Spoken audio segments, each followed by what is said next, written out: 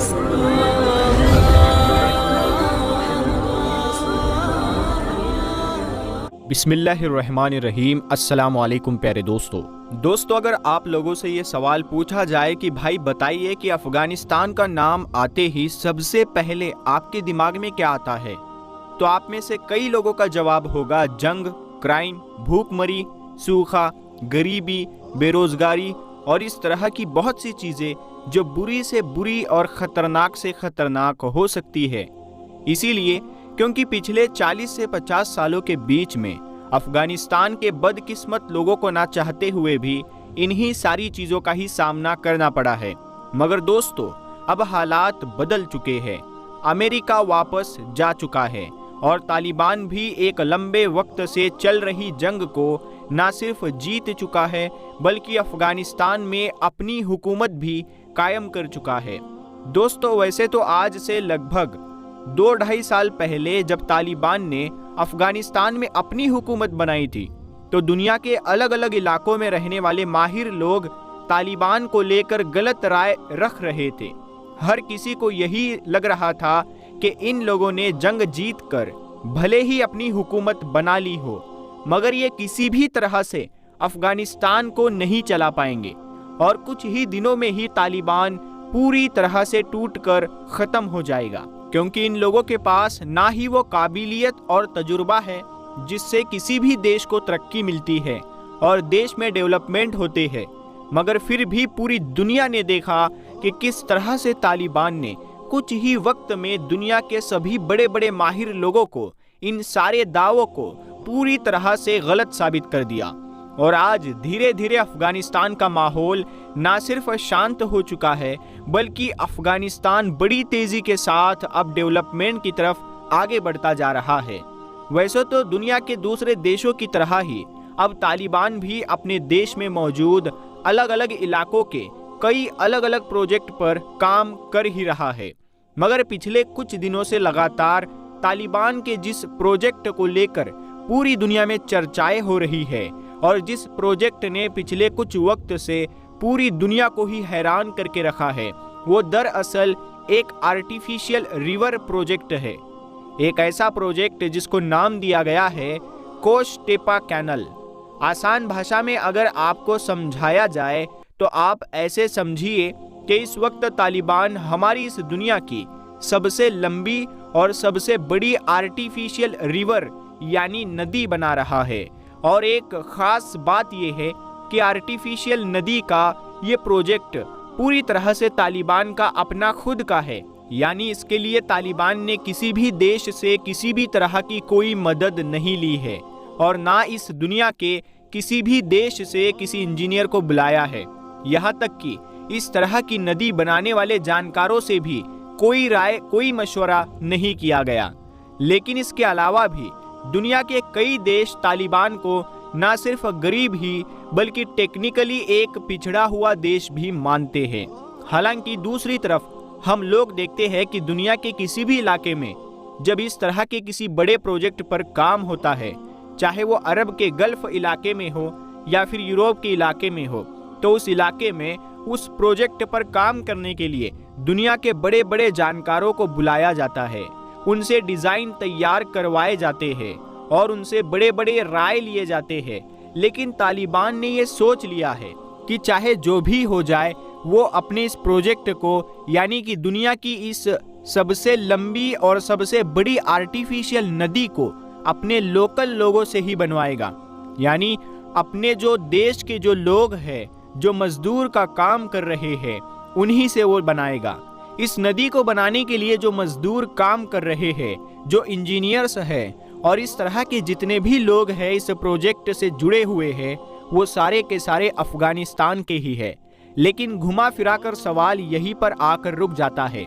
कि आखिर तालिबान का ये कोश टेपा कैनल का जो प्रोजेक्ट है वो क्या है। आखिर तालिबान हमारी दुनिया की सबसे बड़ी और सबसे लंबी आर्टिफिशियल नदी बना ही क्यों रहा है।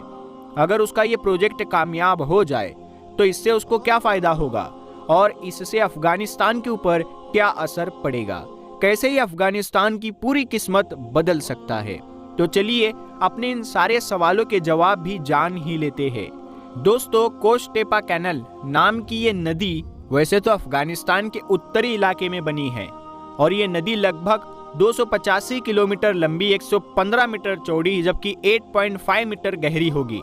यानी 8.5 मीटर गहरी होगी। और ये नदी अफगानिस्तान के 3 मशहूर जिलों से होकर गुजरेगी और अब तक इस नदी का आधा हिस्सा लगभग कंप्लीट हो चुका है और बाकी बचे हुए आधे हिस्से पर भी बड़ी तेजी से काम चल रहा है। इसीलिए क्योंकि अफगानिस्तान के उत्तरी इलाके को इस वक्त पानी की बहुत ज़्यादा ज़रूरत है। पानी की कमी की वजह से लोगों को बहुत बड़ी बड़ी परेशानियों का सामना करना पड़ रहा है और अगर एक बार ये आर्टिफिशियल नदी बनकर तैयार हो गई तो यहाँ के लोगों की परेशानियाँ दूर होने के साथ साथ उनकी ज़रूरतें भी पूरी होने लगेगी। ऐसा माना जा रहा है कि तालिबान के इस नए प्रोजेक्ट से लगभग 10 लाख लोगों को पानी पहुंचाया जाएगा। हजारों की तादाद में ऐसे अफगानिस्तानी लोग जो किसी ज़माने में जंग या फिर सूखा पड़ने की वजह से खेती नहीं कर पा रहे थे, अब वो फिर से खेती कर पाएंगे।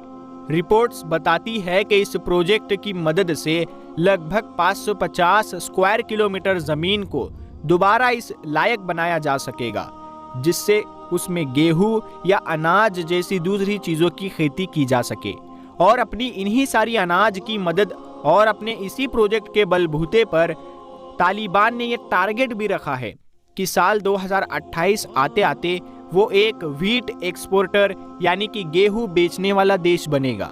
मतलब जब तक साल 2028 आएगा तब तक वो इस लायक बन जाएगा और इतना ज़्यादा अनाज और गेहूं उगाने लगेगा जो ना सिर्फ उसके खुद के लोगों के लिए ही काफ़ी होगा बल्कि वो दुनिया के दूसरे लोगों को भी बेच रहा होगा। इस प्रोजेक्ट का काम मार्च 2022 में शुरू किया गया था और तालिबान की तरफ से इस प्रोजेक्ट को 3 हिस्सों में बांटा गया है। शुरू के 2 हिस्सों में तो सिर्फ खुदाई का काम होगा और आखिरी हिस्से में इससे जुड़ी कुछ ज़रूरी मशीनें लगाई जाएगी। अफगानिस्तान का ये सबसे बड़ा प्रोजेक्ट नेशनल डेवलपमेंट कॉरपोरेशन के नाम की एक संस्था के अंडर में बन रहा है, जिसमें सारा का सारा पैसा यहाँ की सरकार की तरफ से लगाया जा रहा है। इस प्रोजेक्ट के शुरुआत में यह अंदाज़ा लगाया गया था कि तालिबान का ये प्रोजेक्ट पूरा होने में लगभग $500 मिलियन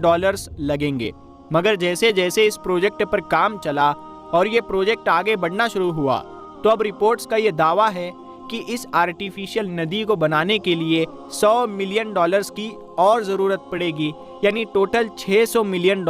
वैसे दोस्तों, जिस पूरे और बड़े इलाके में ये नदी बन रही है, तैयार हो रही है, इस पर काम शुरू करने से पहले इन सारे इलाकों की मिट्टी पर बहुत सारे एक्सपेरिमेंट भी किए गए थे और इन सारे इलाकों की बहुत अच्छी तरह से और अलग अलग तरीके से जांच पड़ताल की गई थी। और इतना ही नहीं, अफगानिस्तान के इंजीनियर्स ने इस नदी का मैप बनाते वक्त इस चीज़ का भी खास ख्याल रखा है कि जितना ज़्यादा से ज़्यादा हो सके ये नदी ज़्यादा से ज़्यादा गांव देहातों और शहरों के पास से होकर गुजरे,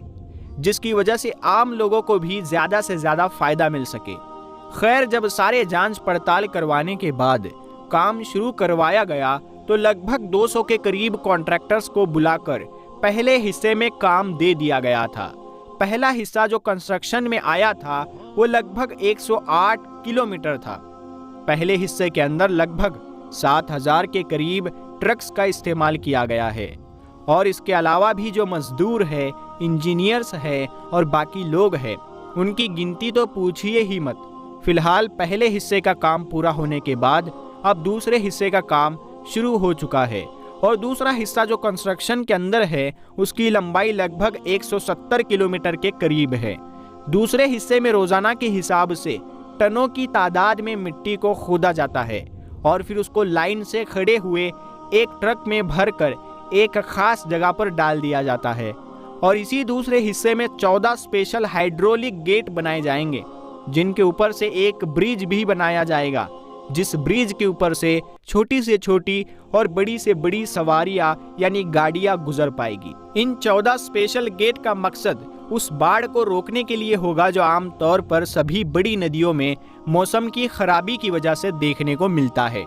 इस कैनाल के ऊपर ब्रिज बनाने का भी फैसला किया गया है। एक ब्रिज तो रेलवे के लिए होगा, जिसके ऊपर रेल की पटरियां बिछाई जाएगी, जबकि जो दूसरा पुल होगा वो ट्रांसपोर्ट के लिए होगा और यही वो ब्रिज होगा, या फिर ये कहिए कि ये उसी हाईवे पर मौजूद ब्रिज होगा जो दरअसल अफगानिस्तान के जिले बल्ख को दूसरे जिलों से जोड़ेगा। इस पूरे प्रोजेक्ट में अभी तक जितने भी ट्रक्स वगैरह का इस्तेमाल किया जा रहा है वो काफी पुराने हैं। कुछ ट्रक्स तो ऐसे हैं जो 1950 और 1960 के ज़माने में बने थे, और इसके अलावा भी जो दूसरी मशीनें वगैरह इस्तेमाल की जा रही है वो भी उम्मीदों से कहीं ज़्यादा पुरानी बताई जा रही है।